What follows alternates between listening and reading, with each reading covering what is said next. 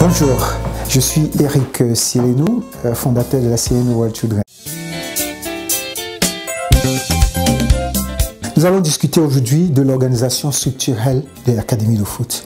Donc ça, c'est sur deux volets, le volet administratif et le volet technique. Donc aujourd'hui, nous discuterons du premier volet, donc du volet administratif. Alors, qu'est-ce que vous deviez faire? C'est d'abord de penser à comment structurer sur le plan administratif votre association. Alors, moi je vous propose un conseil d'administration et puis une équipe, un bureau exécutif.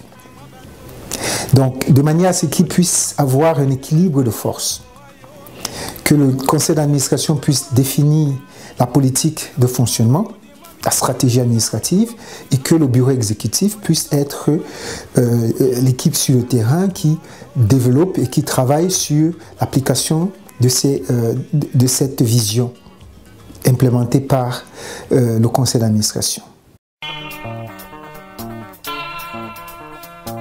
L'autre aspect, c'est le fonctionnement administratif de votre association, la gestion des affaires courantes. Bien sûr, par le bureau exécutif, mais vous devez avoir des personnes qui puissent travailler. Et cela doivent être d'une part des salariés et d'autre part des bénévoles. Commençons par les salariés. Les salariés, vous devez avoir le minimum de salariés possible.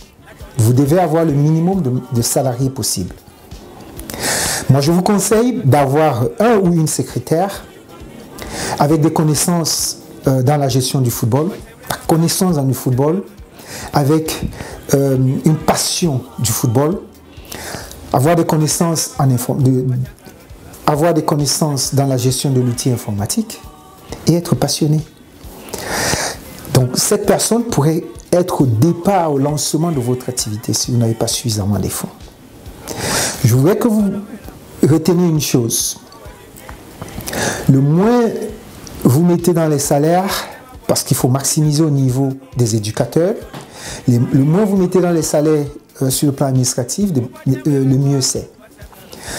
Parce que vous aurez besoin de bénévoles. Et donc c'est là où interviennent des bénévoles. Les bénévoles, généralement, je vous conseille d'aller vers vos parents, les parents des enfants qui participent dans votre académie. Ce sont ceux-là qui peuvent vous aider à développer et à étoffer votre équipe de bénévoles. Allez vers les parents.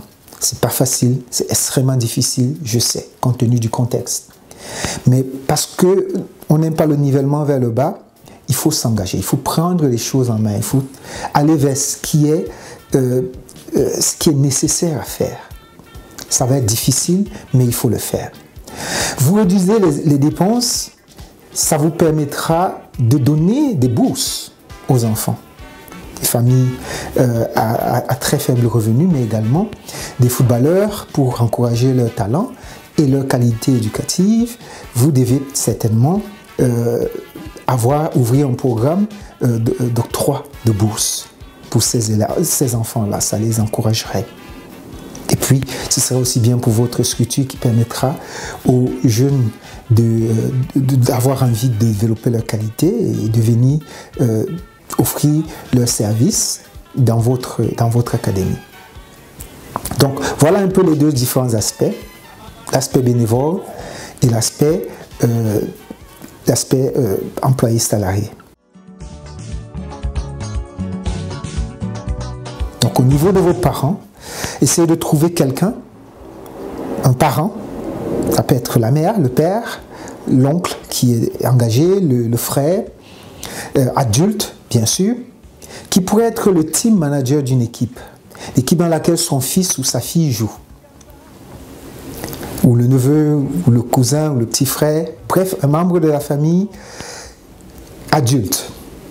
Offrez une formation en matière administrative qui permettra aux parents de servir de lien entre les coachs de l'équipe et les autres parents.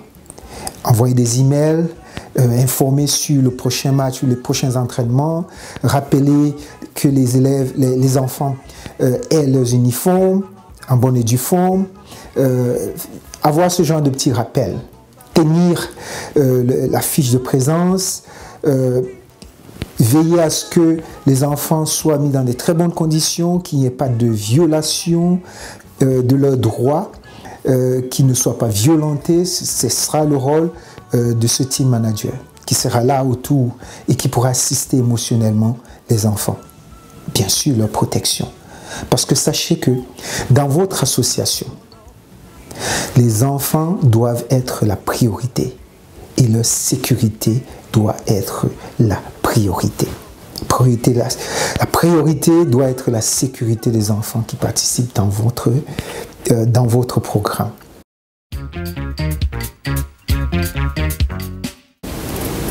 Moi, en tant que parent, je ne suis pas capable de résister à une nouvelle qui m'informe que mon enfant a été heurté. Parce que on vous confie, on confie votre enfant à votre association pendant un moment, par votre club, et vous devez, ça doit être l'élément numéro 1. Aucun parent ne comprendra qui vous a confié votre enfant et vous n'avez pas veillé à sa sécurité pendant les activités. Donc la sécurité doit être l'élément prioritaire.